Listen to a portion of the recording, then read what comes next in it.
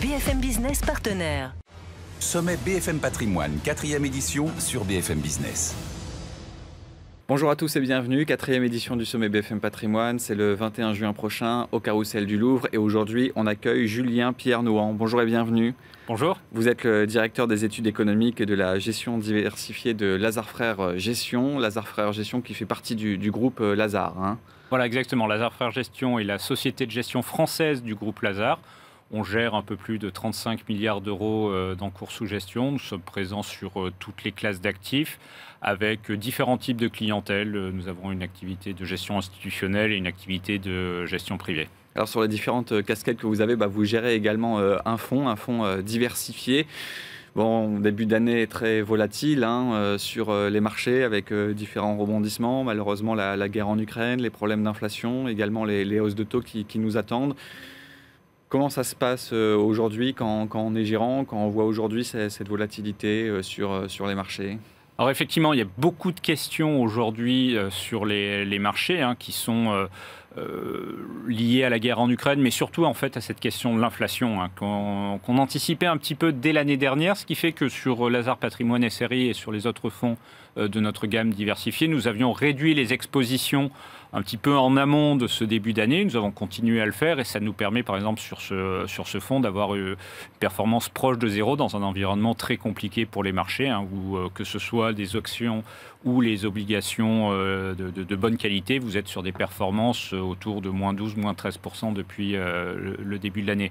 Donc il y a cette question de l'inflation avec des chiffres qui ont été très très forts sur les derniers mois et qui appellent une réaction des banques centrales. Et on le voit régulièrement, les banques centrales ont commencé à remonter leurs taux, annoncent de nouvelles hausses de taux de plus grande ampleur. Et évidemment, ça change l'environnement pour les marchés qui s'étaient habitués à une période de taux très bas. On sent effectivement beaucoup de questions et un réajustement des marchés. Et donc vous, en termes d'allocation, du coup, comment ça se passe entre les actions, les obligations, sachant que les obligations, c'est pas simple également depuis le début de l'année. Ce que nous faisons, c'est que nous avions construit le fonds Lazard Patrimoine SRI avec l'idée d'avoir le maximum de leviers de performance et pour pouvoir s'adapter à tous les environnements. Et effectivement, dans un contexte de remontée des taux d'intérêt, le prix des obligations a tendance à diminuer parce que l'obligation qui vous donnait un coupon de 1% elle devient moins intéressante quand les taux d'intérêt sont devenus autour de 2% et donc son prix diminue. Et c'est vrai que ça, c'est quelque chose auquel on ne pense pas forcément quand on achète des obligations, et c'est pourtant un effet très important. Et on a des outils en fait qui nous permettent de nous protéger contre ces effets. Et c'est des outils très classiques de couverture de taux d'intérêt que nous avons utilisés dans nos fonds patrimoniaux pour justement anticiper ce mouvement de remontée des taux d'intérêt. Et cette remontée des taux d'intérêt, elle a donc cet effet direct, mais elle a aussi pour effet d'augmenter ce qu'on appelle les primes de risque sur les obligations les plus risquées. Donc nous avions aussi réduit le poids des obligations les plus risquées dans nos portefeuilles obligataires. Et au sein de la poche action, on avait globalement réduit la voilure, par exemple sur ce fonds Lazard Patrimoine SRI où on peut avoir entre 0 et 40% d'actions, nous ne sommes plus qu'à 10% d'actions. Et au sein des actions, on a également privilégié le marché européen par rapport au marché américain. Le marché américain avait beaucoup bénéficié de cette baisse des taux d'intérêt qui avait fait que des valeurs de grande qualité qui étaient capables de générer une croissance régulière et avaient des prévisions de croissance très, très élevées, à un moment se payaient peut-être un peu cher parce qu'on était dans un contexte de taux d'intérêt, la remontée des taux d'intérêt pénalise ces valeurs, donc on s'en est écarté et on pense qu'en Europe, il y a des valeurs sans doute plus capables de bénéficier de la remontée des taux d'intérêt. Et aujourd'hui, en termes d'allocation, du coup, vous avez fait un petit peu de cash, on a pris un petit peu des bénéfices, on a laissé de la place là en début d'année. Aujourd'hui, on peut dire que vous avez un petit peu des munitions. Comment ça se passe ? Qu'est-ce qu'on attend pour se dire, tiens, là, c'est le moment de rentrer sur le marché ? Alors, la base de notre raisonnement, c'est toujours la macroéconomie. Et aujourd'hui, ce qu'on voit, c'est qu'on a des banques centrales qui sont qui ont pour mission en fait de juguler les pressions inflationnistes, qui sont très fortes. Hein, on l'a vu sur les derniers chiffres.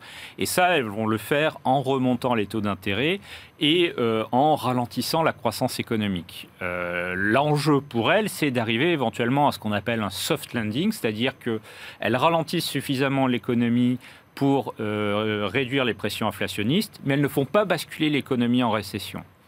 Donc on va être très attentif à tout ce qui va se passer dans l'économie. Si à un moment on voit qu'elles ont réussi ce soft landing, eh bien, ça pourrait être l'occasion de se réexposer aux actifs plus risqués.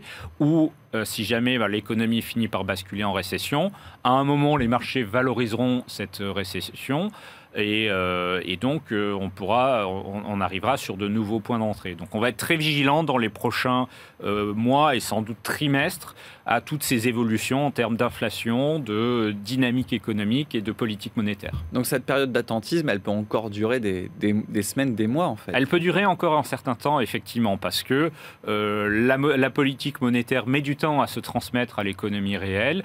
On est au début des cycles de remontée des taux. La Fed a commencé à remonter ses taux en mars, la BCE va le faire sans doute en juillet, et on est vraiment au début de cette phase.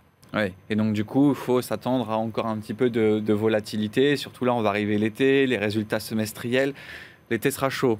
Alors, l'été sera chaud. Lorsqu'on parle aux analystes actions, les résultats du deuxième trimestre pourraient être encore de bonne facture.